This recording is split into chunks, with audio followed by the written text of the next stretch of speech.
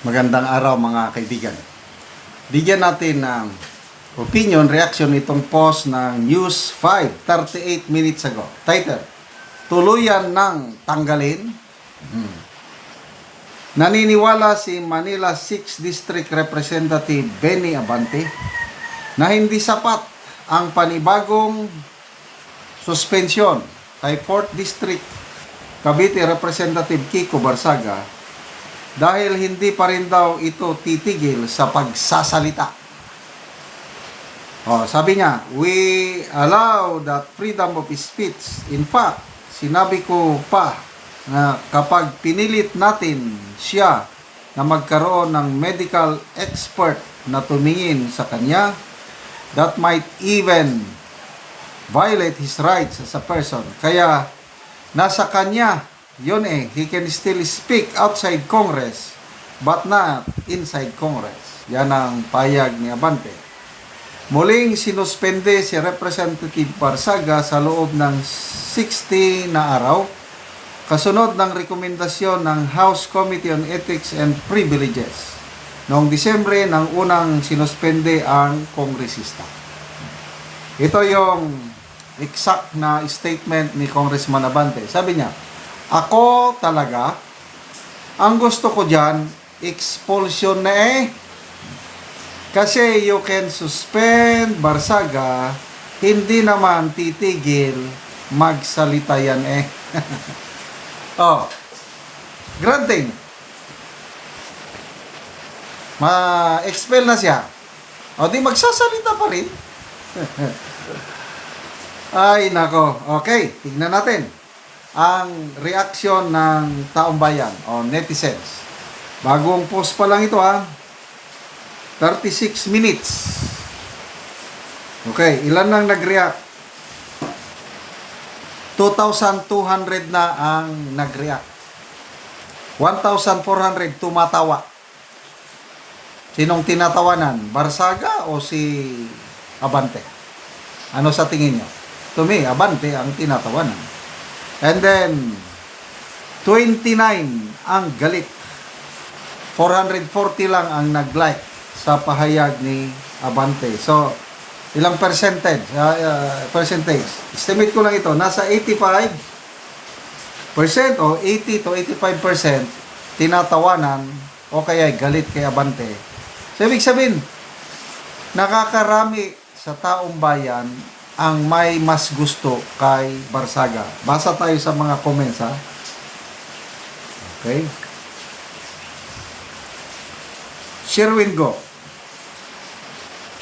In the end, elected official siya. So, di siya pwede basta-basta tanggalin. He can be impeached, though, if that is what you want. Nicole Mata, don't worry, Kong Miao. The time of reckoning is near.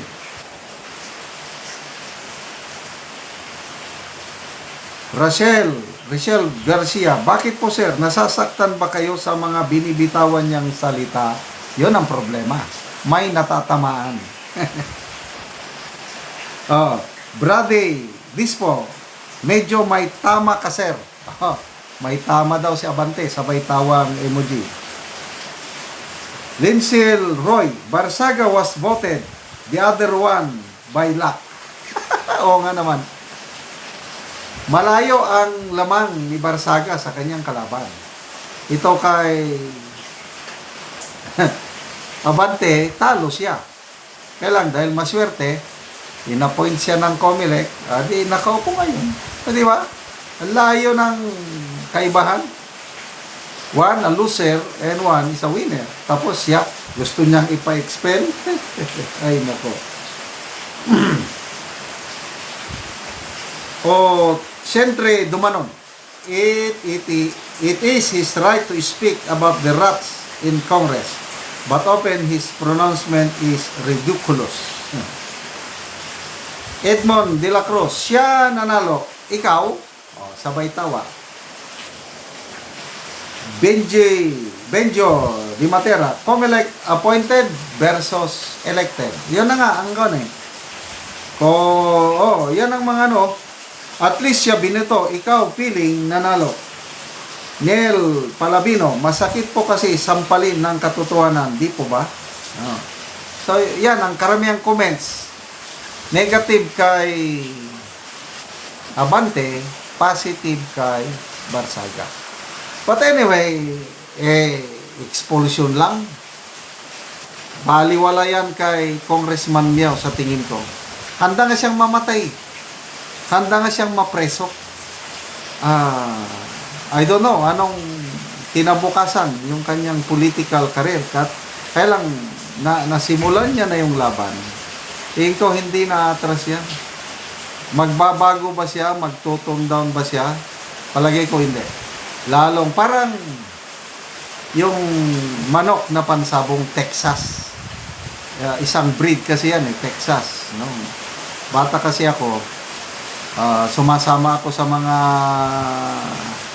kamag-anak kong mahilig sa sabong. Kaya alam ko yung breed ng Texas, yun ang paboritong breed ng mga sabongero. Ang Texas na breed, once nga nasusugatan, lalong tumatapang.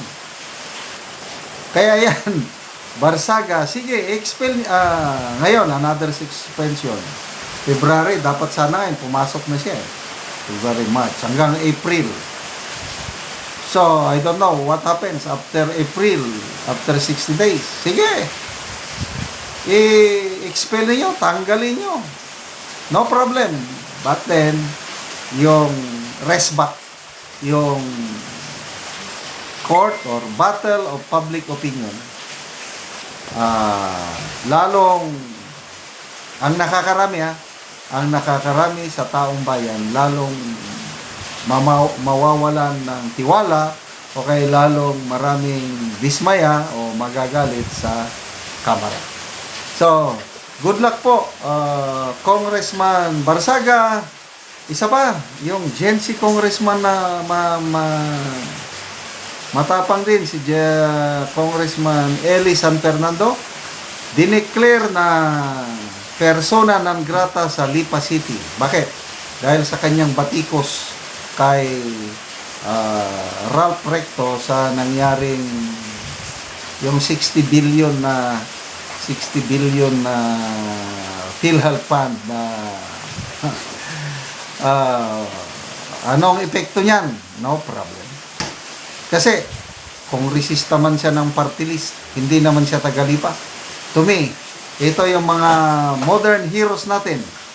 San Fernando, Barsaga, and Libeste. Mabuhay po kayo. Salamat mga kaibigan sa inyong pagsubaybay sa ating channel. Nakakatulong kayo ng malaki sa tribong Talandig ng Bukidnon. Dahil ang sweldo natin sa channel nito is pantulong po sa tribo. Namimigay tayo ng libreng yero at pako para makapagpatayo sila ng mas maayos na tirahan. Panoorin nyo ang video na ito. Karon mo na ni ang natagaan na mo gero si Angkol kuha na ni karon mag-atop na.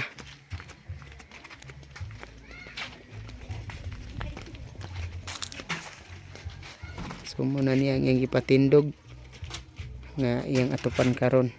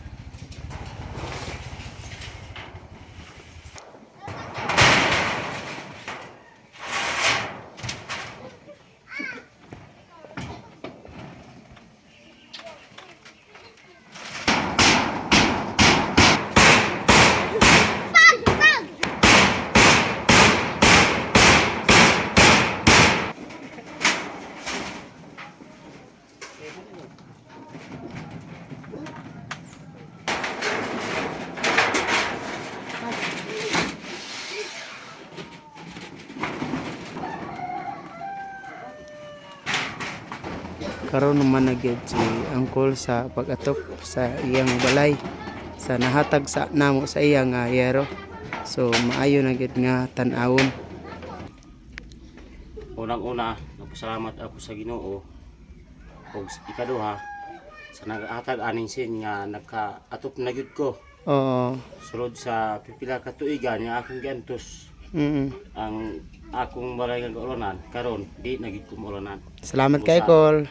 Nagpasalamat ako sa Ginoo ug kaninyo sir ug ako manghinaot nga Salamat kaayo.